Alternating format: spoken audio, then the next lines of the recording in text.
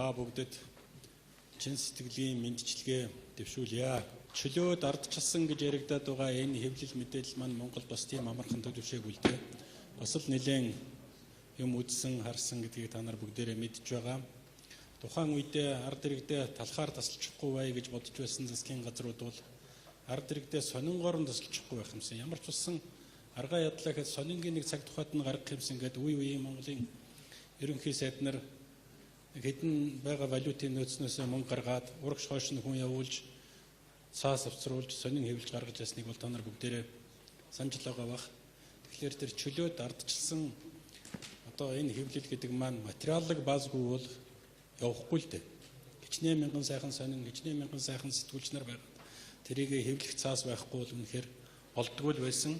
Тэгээ тэр асуудлыг шийдэх, тэр нэг материаллык баазыг бэхжүүлэхэд бол бас бид нар хувь нэмрээ оруулж би бас хувь хүнийхээ хувьд тодорхой алба хашчээсэн хүнийхээ хувьд энд шийдвэр гаргаж оролцож байсандаа их баяртай байд юм аа. Тэгээ энийг бас санаж энэ арга хэмжээнд өрсөн та бүгдэд талархаж байгаагаа нэгдүгээрт илэрхийлье гэж бодсон юм. Хоёрдугаарт нь бол бас нэг сони юм сая ажиглаад би дотроо бодоо сууж илаа. Ер нь бас нилээдгүй хөрөнгө цугласан байсан. Нилээдгүй хөрөнгө цугласан байсан. Тэр хөрөнгийг жоохон хүнд өгөх вэ гэж. Хин нэгэн хүн хувьдаа авчих вэ? Хэсэг бүлэг хүмүүс хамаатан саднараа хурж ирээд эзлээд авчих юм уу яах юм? Эсвэл үнэхээр нийгмийн төлөө үйлчлдэг, нийгэмд нэг одоо бас нэг ач тусаа өгөөд явдаг тийм хэлбэр рүү оруулж чадахгүй юу гэдэг асуудалтай тулгарч байгаа. Тухайн үедээ бид нар ярьж байгаа төрийн бус байгууллагын хэлбэрээр энийг зохион байгуулж өхөн зүйтэй юм а гэж үзсэн юм байна. Тэгээ одоо өнөөдөр Монголын хэвлэл мэдээллийн салбарыг аваад үзвэл олон нийтийн гэж нэрлэгдээд байгаа боловч үндсэндээ төрийн хяналтын дотор байгаа нэг тийм хэсэг мэдээллийн хэрэгсэл байна. За тэгээд хувь хүний өөрийнх нь карманы мэдээллийн хэрэгсэл байна. Үндсэндээ тийм хоёр төрөл байна.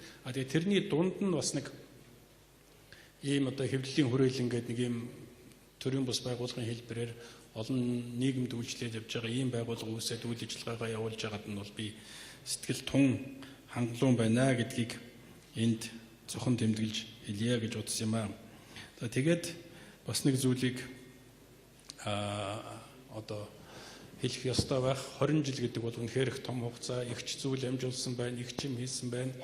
Гэхдээ энэ бол дөнгөж эхэлнэ гэж би ойлгож байгаа. Жинхэнэ утгаараа хэвлэл мэдээллийн хэрэгсэл маань орчин цагийнхаа эрэлт хэрэгцээг хангаад хөл нийлээд явах тэр шаардлагыг хангахын тулд манай хэвлэлийн байгууллагууд, манай хэвлэлийн мэдээллийн хэрэгсэл бол чанарын шин шатанд гарах ёстой маа. Энийг бол та нар бас бодож ойрын 20 жилдээ ажиллана үздэй гэж бодож байна. Дараагийн 20 жилдээ бид нар энэ асуудлаа шийдчихсэн шүү. Хамгийн орчин цагийн хэвлэл мэдээллийн хэрэгсэл, хамгийн ардчилсан, хамгийн чөлөөт хэвлэл мэдээллийн хэрэгсэл Монголд байгаа шүү гэд ингээд тайлагнаад сууж явах болтугай гэж өрөөгөөд дахин сайн сайхан бүхнийг хүсье өрөөё. Баярлалаа.